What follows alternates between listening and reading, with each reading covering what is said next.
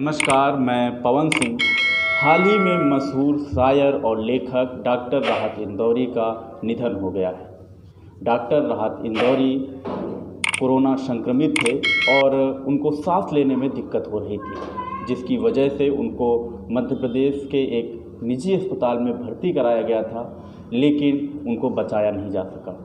उनकी मौत cardiac arrest यानी दिल का दौरा पड़ने से हो गई। डॉक्टर राहत इंदौरी एक ऐसा नाम जो कि अपने खास अंदाज और शायरी के लिए जाने जाते हैं। उनकी शायरी सिर्फ मध्य प्रदेश, इंदौर या देश में ही नहीं बल्कि दुनिया में हिंदी और उर्दू जानने वाले लोगों के बीच में जानी जाती थी, उनको पहचान मिलती थी। डॉक्टर राहत इंदौरी का जन्म 1 जनवरी 1950 को इंदौर में हुआ था। डॉक्टर राहत इंदौरी की जो शुरुआती पढ़ाई थी वो इंदौर के ही नूतन स्कूल से उन्होंने हायर सेकेंडरी की शिक्षा पूरी की थी। इसके बाद उन्होंने इस्लामिया करीमिया कॉलेज से ग्रेजुएशन किया। इसके बाद उन्होंने एमए किया और बीते करीब 40 से 50 सालों से वो मुशायरों में और कवि सम्मेलनों में अपनी शायरी और गज़लें पढ़ा करते थे, जिससे उनको ख्याति बहुत मिली थी। डॉक्टर राहत इंदौरी एक ऐसी शख्सियत जो धारा के विपरीत बहने में अपने आप को स्थापित करना चाहते थे, क्योंकि आप सब जानते हैं कि धारा के साथ बहना काफ़ी आसान होता है, लेकिन धारा के विपरीत तैरना बड़ा मुश्किल काम होता है। डॉक्टर राहत इंदौरी की कुछ शायरियाँ हैं जो मुझे बहुत पसंद हैं। उनकी कुछ एक ऐसी शायरियाँ हैं जो कहते हैं जिसमें वो कि खिलाफ हैं तो होने दो, खिलाफ हैं तो होने दो, जान थोड़ी है ये सब धुआं है, कोई आसमान थोड़ी है, लगेगी आग तो आएंगे कई मकान जद में, लगेगी आग तो आएंगे कई मकान जद में, यहाँ पर सिर्फ हमारा मकान थोड़ी है, कि तुम्हारे मुंह से जो निकले वही सदाकत है। सदाकत सच्चाई को कहते हैं कि तुम्हारे मुंह से जो निकले वही सदाकत है,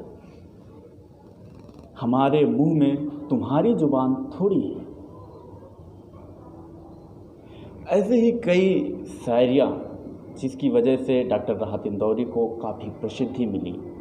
उन्होंने कहा कि अभी गनीमत है, अभी गनीमत है सब्र मेरा, अभी लबालब भरा नहीं हूँ, अभी गनीमत है सब्र मेरा, अभी लबालब भरा नहीं हूँ, वो मुझको मुर्दा समझ रहा है, उससे कहो कि मैं अभी मरा नहीं हूँ। ऐसे ही अभी कोरोना काल में जब देश में लॉकडाउन लगा तो जिस इलाके में, जिस क्षेत्र में इंदौरी साहब का जन्म हुआ था, वहाँ पर जब एक कोरोना वॉरियर्स डॉक्टरों की और पुलिस की टीम गई लोगों को पहचान करने के लिए कि कौन कौन कोरोना संक्रमित है, तो वहाँ पर उस टीम पर, कोरोना वॉरियर्स पर पथराव हुआ, जिस पर कि राहत इंदौरी साहब ने कड़ी आपत्ति जताई। उन्होंने ट्विटर के माध्यम से ट्वीट किया कि ये सब फरिश्ते हैं, ये अपनी जान को दांव पर लगाकर आपकी जान को बचाने आए हैं, इनको मारो।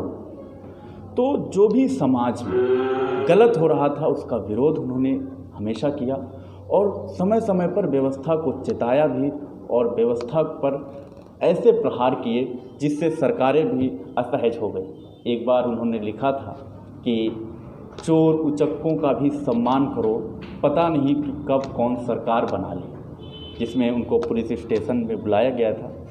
तो उन्होंने बड़े ही अपने अंदाज में कहा कि भाई हमने किसी सरकार का नाम तो लिया नहीं, कि कनाडा की सरकार है, कि अमेरिका की सरकार है, कि फ्रांस की सरकार है, कि चीन की सरकार है, या भारत की सरकार है। तो पुलिस ऑफिसर ने कहा कि भाई आप हमको मूर्ख समझते हैं क्या? हम नहीं समझ रहे हैं कि आपने किसको कहा है और क्यों कहा है। तो डॉक्टर राहत इंदौरी अब हमारे बीच में नहीं है।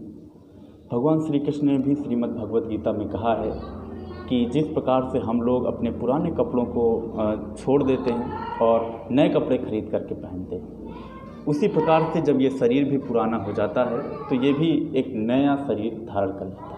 इसलिए शोक करना किसी प्रकार से उचित नहीं है।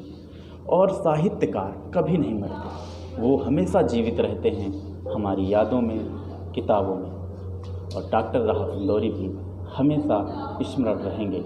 अगर आपको हमारा ये वीडियो पसंद आया है तो आप इसे लाइक, शेयर और सब्सक्राइब कीजिए और फीडबैक देना बिल्कुल मत